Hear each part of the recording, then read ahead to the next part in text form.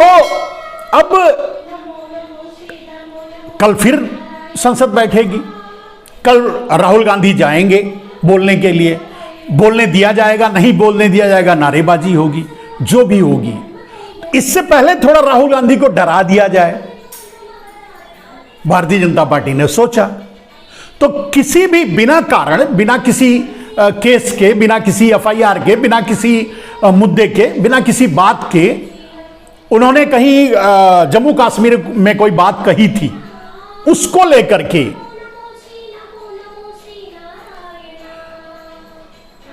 जम्मू कश्मीर में कही हुई बात को गंभीरता से लेकर के, वैसे वहां की पुलिस को कार्रवाई करनी चाहिए थी, पूछताछ अगर करनी होती तो वहां की पुलिस को करनी चाहिए थी, वो सब नहीं।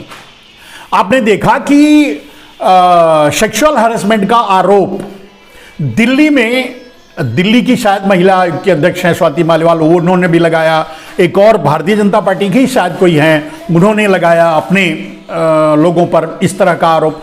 उन सब की जांच तो नहीं की है, लेकिन राहुल गांधी ने वहां कुछ कहा था कि कुछ महिलाओं ने हमसे ये शिकायत की थी कि उनके साथ गलत हुआ, उसकी जांच करने पुलिस, दिल्ली पुलिस राहुल गांधी के घर पहुंच जाती है।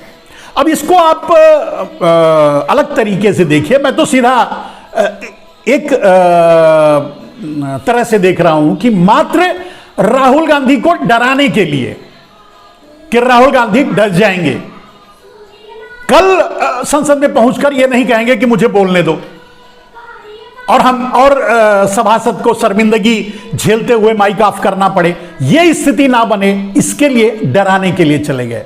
लेकिन भारतीय जनता पार्टी वाले अक्सर ये भूल जाते हैं, भारतीय जनता पार्टी वाले अक्सर ये भूल जाते हैं, नरेंद्र मोदी अक्सर ये भूल जाते हैं, राहुल गांधी सावरकर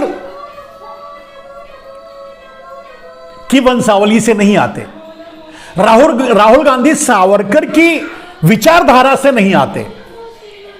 भारतीय जनता पार्टी आरएसएस सावरकर की विचारधारा से आती है।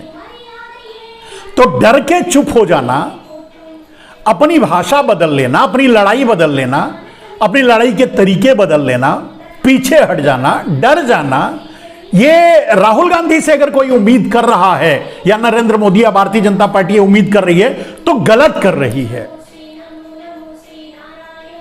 वो सही नहीं है, क्योंकि यह संभव नहीं है। राहुल गांधी सावरकर के फॉलोअर्स नहीं है, राहुल गांधी सावरकर के वंशावली से नहीं आते, राहुल गांधी इंदिरा गांधी की वंशावली से आते हैं। इंदिरा गांधी को पता था कि उनका क्या होगा, उसके बाद भी उन्होंने, वो डरी नहीं, वो लड़ती रही और शहीद हुई।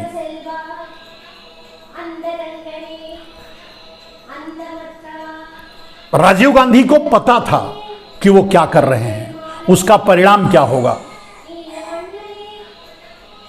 श्रीलंका में ही उन पर अटैक हो चुका था, फिर भी वो निडरता से अपनी लड़ाई लड़ते रहे, आगे बढ़ते रहे और शहीद हुए।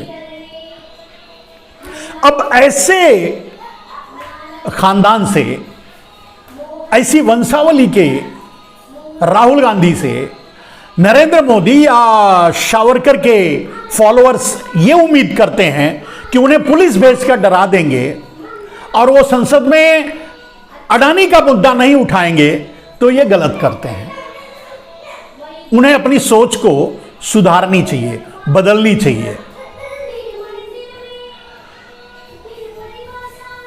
अब सवाल यह है कि मेरे दोस्त, मैं हमेशा जो अक्सर कई बार कह चुका हूं, फिर एक बार कह रहा हूं कि आरएसएस की पूरी कोशिश है कि चुनाव 2024 का अगर चुनाव हो तो नरेंद्र मोदी बनाम अरविंद केजरीवाल हो, या नरेंद्र मोदी बनाम ममता बनर्जी हो, या नरेंद्र मोदी बनाम कोई और हो।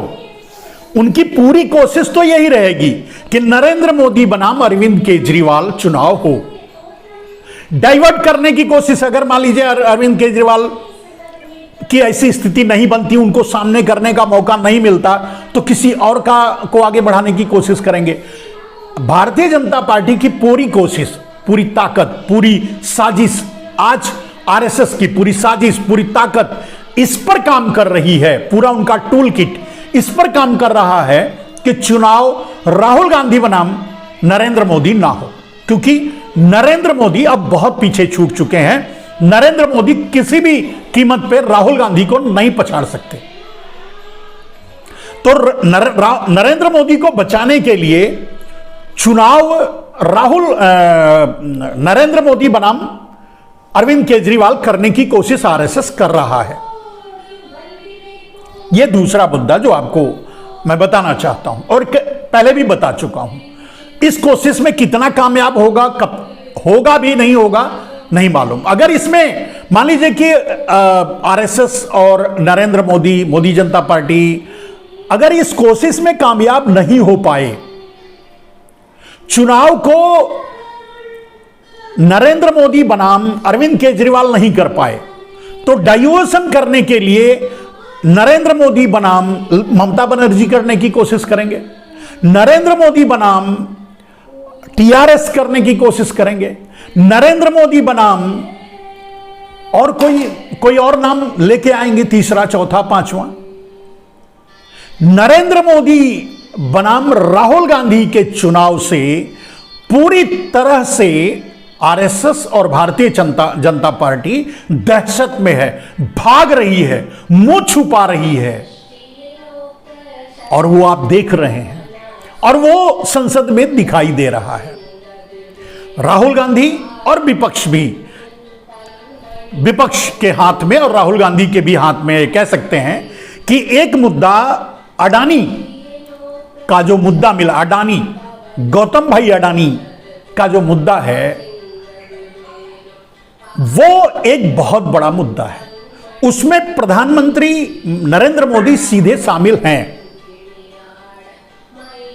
और यह कहने की बात नहीं है, यह हर आदमी को पता है, यह भारतीय जनता पार्टी को भी पता है, आरएसएस को भी पता है कि अगर उसकी जांच हो गई तो गौतम अडानी को तो छोड़िए, मोदी को बचाना मुश्किल हो जाएगा। ऐसी स्थिति में नरेंद्र मोदी कहां टिकेंगे राहुल गांधी के सामने?